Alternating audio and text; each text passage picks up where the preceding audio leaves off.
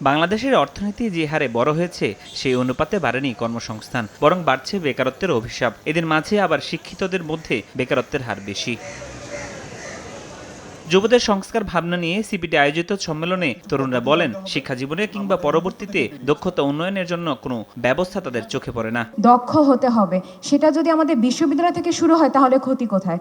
I think সরকার এই দিকে নজর দেওয়া উচিত। আমাদের দেশের আমার স্কিল ডেভেলপমেন্ট করতে গিয়ে আমার এডুকেশন আমাকে হেল্প করে না। এই জন্য শিক্ষা ব্যবস্থার গলদের কথা তুলে ধরেন আলোচকরা। জোর দেন দক্ষ জনশক্তি তৈরি ও প্রযুক্তির ব্যবহারে সক্ষমতা বাড়ানোর উপর। কর্মসংস্থানের ক্ষেত্রে নতুন করে আমাদের চিন্তা করতে হবে, সবাই কি অফিসে কাজ করবে কিনা।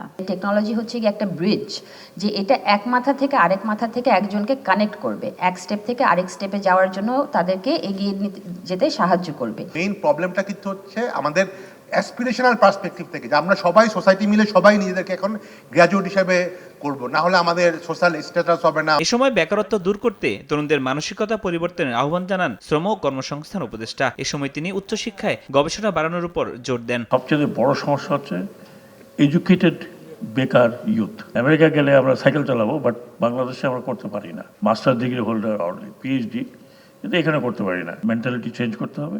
সেকেন্ড হচ্ছে আমাদের ইউথকে চিন্তা করতে হবে that you don't run after সোনার হরিণ অল দ্য টাইম। সবশেষ তথ্য অনুযায়ী ২০২৪ সাল শেষে দেশে বেকারত্বের হার ৪.৪৮%, যা 2023 সালে ছিল 4.15%। কিছুদিন আগে ফরহাদুর রহমান, সময় সংবাদ, ঢাকা। আমি কতগুলো